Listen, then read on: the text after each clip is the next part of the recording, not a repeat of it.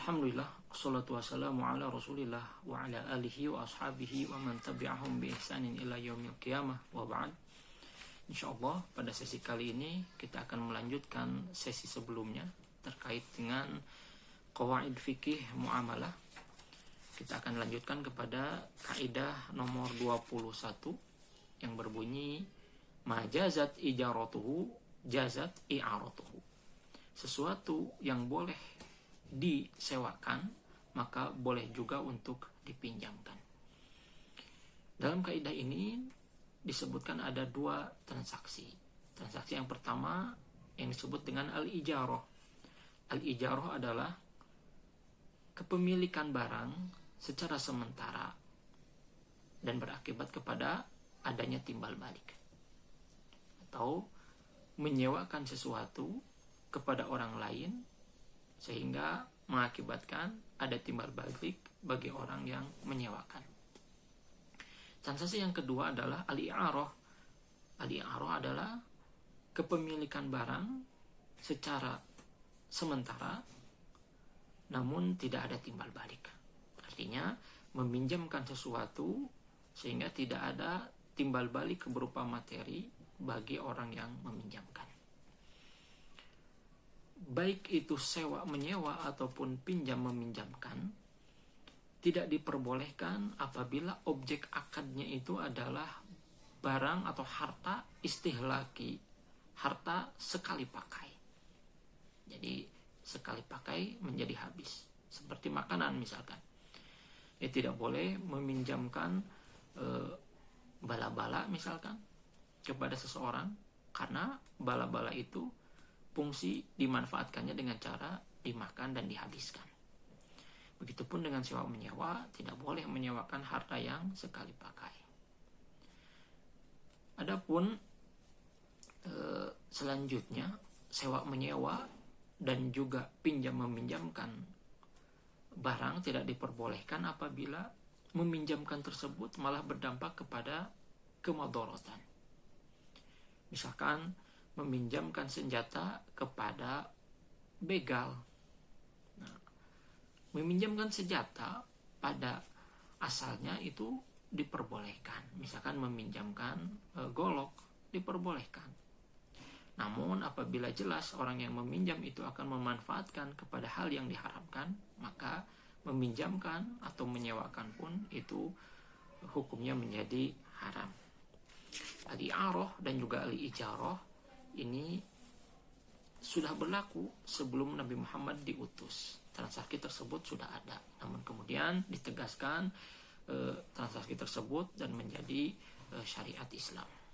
Kaidah selanjutnya nomor 22 adalah al-ariyatu mu'dah.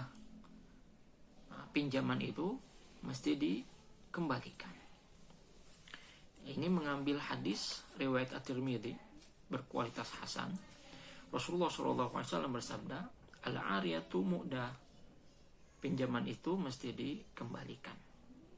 Sehingga apabila barang yang dipinjam itu rusak, maka dia wajib menggantinya dengan barang yang serupa atau dengan harga yang senilai dengan barang tersebut, tentunya itu atas keridhaan dari orang yang meminjamkan barangnya.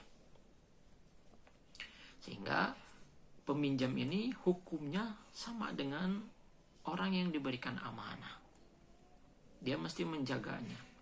Jika meminjam, wajib menjaganya, dan kemudian jika selesai, dia wajib mengembalikannya dengan keadaan yang sama seperti semula. Kaidah selanjutnya, kaidah nomor 23 yang berbunyi al-umrah mirathun li ahliha. Transaksi umroh itu menjadi warisan bagi keluarganya. Yang dimaksud dengan umroh di sini adalah menghibahkan sesuatu kepada seseorang. Misalkan si A menghadiahkan motornya kepada si B.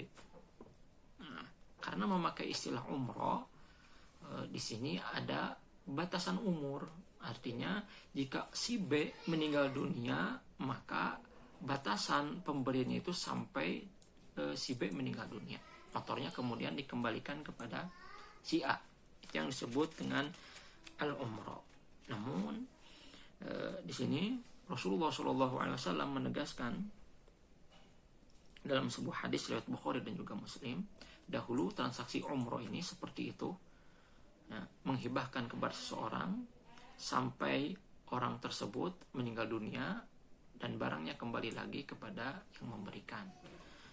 Namun Rasulullah menegaskan al-umroh mirathun li ahliha. Barang yang umroh tadi, transaksi umroh itu menjadi hibah, sehingga ketika orang yang diberi itu meninggal dunia, barangnya menjadi milik dari ahli warisnya. Itu kaidah nomor 23. Selanjutnya kaidah nomor 24 yang berbunyi ad-dainul mu'ajjil yahillu 'alal kafili bimautihi. Hutang yang ditangguhkan itu wajib pindah kepada yang menjamin, orang yang menjamin apabila yang berhutang meninggal dunia. Jadi di sini posisi orang yang menjamin seseorang yang berhutang, maka dia akan menjadi pengganti orang yang berhutang ketika hutangnya belum terbayarkan, kemudian si peminjam dia meninggal dunia. Karena al-kafil ini sebagai amanah pengganti bagi yang berhutang. Meskipun nanti ketika dalam prakteknya tidak berarti langsung orang yang menjamin itu mesti membayarkan hutangnya, boleh juga untuk ditangguhkan lagi jika belum mampu untuk membayarnya. Karena Allah menegaskan wa in kana dzu usratin fanadhiratun ila maisarah. Apabila memiliki kesulitan dalam pembayaran, maka tunggu dia sampai mampu untuk membayarnya. Di sini ditegaskan, dalam kaidah ini ditegaskan berarti bahwa hutang itu tidak terbebas dengan meninggalnya orang yang berhutang. Apabila si penghutang tidak ada yang menjamin, maka hutangnya mesti dibayarkan dari harta peninggalan orang yang berhutang tersebut ketika dia sudah meninggal dunia. Namun apabila dia dalam berhutang kemudian dia menghadirkan orang yang siap menjamin dari orang yang berhutang tersebut, maka ketika si penghutang dia meninggal dunia, yang wajib membayarkan adalah orang yang menjamin tersebut. Itu kaidah nomor 24. Selanjutnya kaidah nomor 25 yang berbunyi la yahillu malum mri'in muslimin illa bi tibi nafsihi. Tidak halal harta seseorang muslim kecuali atas keridhaan dari orang tersebut. Nah, di sini menjadi rukun harta yang tidak boleh diganggu gugat oleh orang lain, kecuali atas dasar ridho dari orang tersebut. Kita tidak boleh mengganggu gugat harta seseorang kecuali dengan transaksi yang halal dan atas keridhaan dari si pemilik harta tersebut. Bahkan Allah Azza wa Jalla menegaskan, ya ayyuhalladzina amanu la ta'kulu amwalakum bainakum bil batil illa an takuna tijaratan an taradin minkum. Jadi tidak boleh orang-orang yang beriman memakan harta-harta di antara kalian secara batil kecuali dilakukan dengan cara transaksi jual beli, itu pun atas dasar kerelaan. Namun di sini ada pengecualian dari kaidah ini, di mana kita tidak boleh memperlakukan harta orang lain secara batil tanpa dasar keridhaan orang tersebut. Namun ada yang dikecualikan dan diperbolehkan memperlakukan harta orang lain meskipun dia tidak ridho. Contohnya diantaranya adalah mengambil harta yang wajib dia menzakatinya. Dia wajib bayar zakat, tapi dia tidak membayarnya. Maka boleh diambil dari bagian zakat itu, meskipun dia tidak meridhoinya.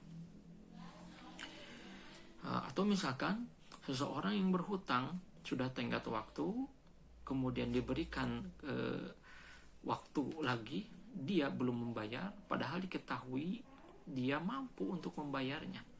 Maka ketika hartanya diambil oleh orang yang meminjamkan secara paksa, maka itu tidak mengapa, meskipun tadi si peminjam dia tidak ridho. Itu 5 kaidah 21 sampai 25 tentang kaidah fikih muamalah. Wal afu minkum. Wassalamualaikum warahmatullahi wabarakatuh.